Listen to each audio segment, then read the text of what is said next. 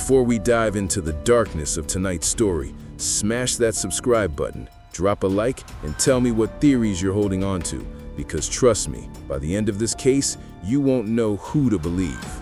The night began with sirens, dozens of them, ripping through the quiet streets of Washington, D.C. as if the city itself had been jolted awake. At 1:14 a.m., the first frantic call came in. Shots fired near 17th and I, 2 officers down, military uniforms. Within minutes, the area around the White House transformed into a maze of flashing lights, cordoned off sidewalks, and the metallic echo of radios buzzing with panic. Rain had begun to fall, thin and cold, coating the pavement with a slick sheen that reflected the chaos in long streaks of red and blue. In the center of it all, 2 National Guardsmen lay on the ground, motionless, uniforms soaked, their rifles beside them. A third voice crackled over dispatch. "Shooter fled east on foot, possibly wounded, armed and dangerous." The city hadn't experienced an attack this close to the White House in decades, but the moment investigators arrived, something felt wrong. This wasn't random, it wasn't impulsive, it looked like a hit. Special Agent Quinn stepped under the police tape, her coat dripping from the storm. She knelt beside the victims, studying the pattern of the bullet wounds. 3 shots, center mass, too clean, too precise. Whoever did this didn't panic. She turned toward the street, scanning shadows between the buildings. They were waiting. Across the square, Lieutenant David Rourke, a veteran of DC's most complex crimes, found the first clue. A shell casing unlike any he'd seen in standard local shootings, polished, engraved with a tiny letter K. He held it carefully beneath the streetlight. "This is intentional," he murmured. "A signature." But what shook investigators the most wasn't the scene. It was the victims themselves. These weren't rookies. They were part of a specialized patrol assigned to high-security federal zones. Their briefing logs were sealed. Their routes were classified. And yet, the shooter found them, tracked them, outmaneuvered them. Rourke's radio crackled. "Lieutenant, we found something on the security feed. You need to see this." Inside the mobile command unit, the grainy footage played on repeat. A tall figure in a hooded jacket approached the 2 guardsmen from behind. No hesitation, no words exchanged. 3 shots, clean escape. But what made everyone freeze wasn't the shooter. It was the final 3 seconds before the video cut out. The suspect turned toward the camera. For a brief, chilling moment, half of his face slid into the light. And that's when Quinn noticed something that shouldn't have been possible. Something that instantly changed the direction of the investigation. The shooter wasn't running like a stranger fleeing a crime. He was moving like someone who knew the victims. Someone who had trained like them. Someone who had walked in the same boots. Quinn stepped back, breath catching in her throat. A realization washed over her like ice. Rourke, this wasn't a civilian. Her voice dropped to barely a whisper. This was a soldier. And just as the shock settled, a tech analyst burst through the door, pale and shaking. "Agent Quinn, we unlocked the guardsman's last radio transmission. You're going to want to hear this." He pressed play. A single sentence crackled through the speaker, distorted by rain and static. "They found us. It's someone we know." The recording ended, leaving a heavy silence in the command unit, the type that settles into the lungs and refuses to let go. Agent Quinn stared at the speaker, as if the voice might return with more answers, but it didn't. It only left questions. The worst kind. The kind that suggested betrayal from within the very institution meant to protect the country. Rourke rubbed a hand over his face. Someone they knew? That narrows this down to hundreds of people. Quinn shook her head. Not hundreds, dozens, maybe fewer. Look at the way he moved. Controlled, deliberate. This was someone with specialized training. A tech analyst chimed in. We've run gait analysis and height approximation. We're cross-referencing with active duty and former National Guard personnel.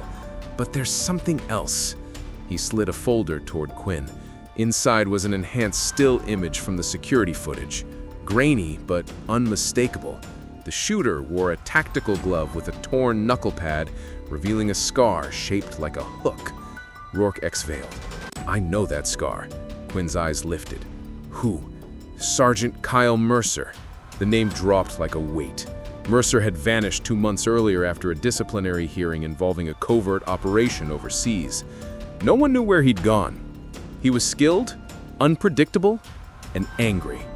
Very angry. Why attack his own? Quinn's jaw clenched. Mercer believed the guard abandoned him. He swore someone in the chain of command set him up. Maybe he's hunting those he thinks betrayed him.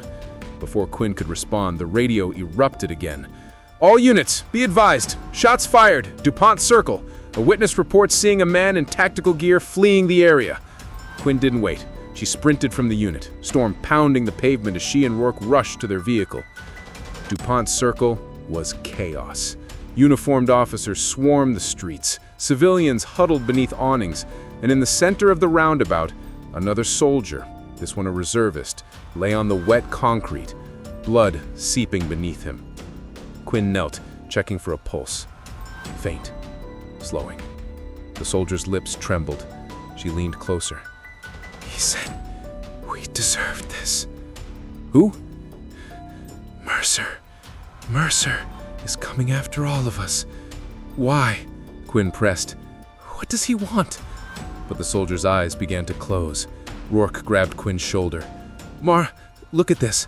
Near the victim's hand was another polished shell casing, another engraved K, a calling card, a message, a promise that the attack near the White House wasn't an isolated strike. Then, one of the officers shouted, We've got movement! From the far end of the square, a dark figure bolted through the alley. Fast, almost impossibly so. Quinn and Rourke tore after him, splashing through puddles, slipping on wet cobblestone, the adrenaline hot and sharp. Stop! Hands up! Rourke shouted. The figure didn't slow. Instead, he darted into a narrow service corridor between two buildings, a dead end. They cornered him, guns raised, breaths ragged. Slowly, the figure turned, hood falling back just enough to reveal the bottom half of a face. And there it was, the hooked scar. But before they could react, the figure spoke, voice low, familiar, and chilling. You're chasing the wrong man. Rourke froze. Mercer? The man shook his head. If Mercer's really here, you're already too late. Behind them, a sudden metallic click echoed. Someone else had slipped into the alley. Another presence, another hunter. As Quinn slowly turned, she saw the silhouette, taller, heavier, steady aim, another armed figure raising a weapon directly at them. A whisper cut through the rain. Drop your guns. The barrel of the gun glinted beneath the alley's flickering security light. Quinn felt her pulse spike, her mind racing through every possible outcome. Rourke lifted his hands slowly, eyes locked on the shadowed figure standing behind them. The man with the hooked scar, the one they believed to be Mercer, didn't move. His expression didn't change. He simply whispered, barely audible, "That's not him." The second figure stepped closer. A gust of wind pushed his hood back, revealing a clean-cut face, colder than the night itself. His uniform was stripped of insignia, but Quinn recognized the posture instantly, rigid, commanding, unmistakably military. Sergeant Kyle Mercer, you've caused enough trouble for one night. Quinn froze. This was Mercer? But then, who was standing beside her? The scarred man lifted his chin, eyes sharp. Tell them who you really are, Kyle. A smirk tugged at Mercer's mouth. I'll tell them everything after you're both gone. His finger tightened on the trigger. Quinn dove left as the gunshot cracked through the alley. Rourke rolled in the opposite direction, slamming against the wall as the scarred man tackled Mercer.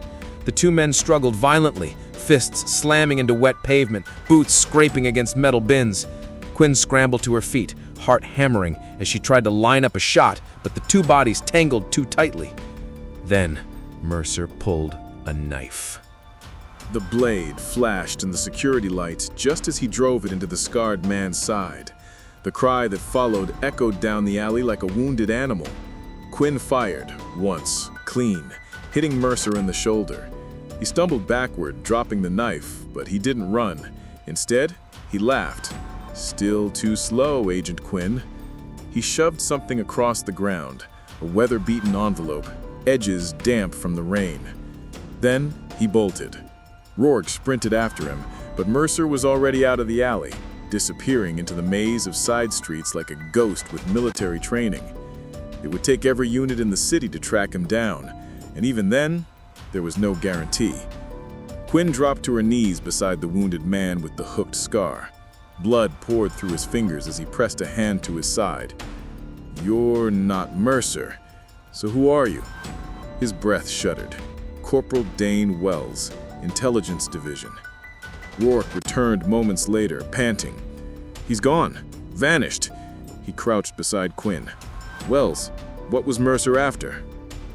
Wells coughed, pain flickering across his face. "A file. A classified operation from overseas.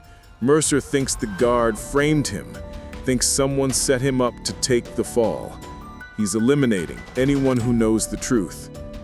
Quinn grabbed the envelope Mercer had thrown. Inside was a single photograph. 6 soldiers standing in a desert compound. Mercer was in the center.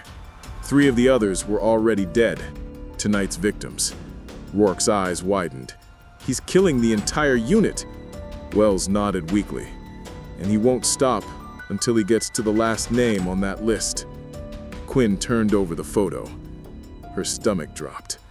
The final soldier, the one still alive, the one Mercer hadn't reached yet, was Lieutenant Rourke. For a moment, no one spoke. Rain tapped against metal. Sirens wailed in the distance. Rourke stared at the photo, realization draining the color from his face. Quinn steadied her voice. He wasn't running tonight. He was clearing the board. He wanted us to see this. Wells' voice faded. "He's coming. For all of you." Hours later, as dawn bled pale orange across the city, Quinn stood over the case files, unable to shake the feeling in her chest.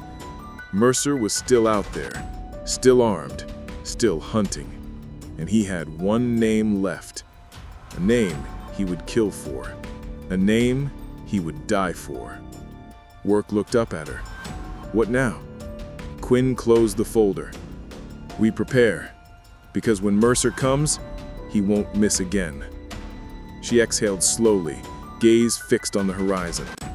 And if you thought this story was intense, you're not ready for what comes next.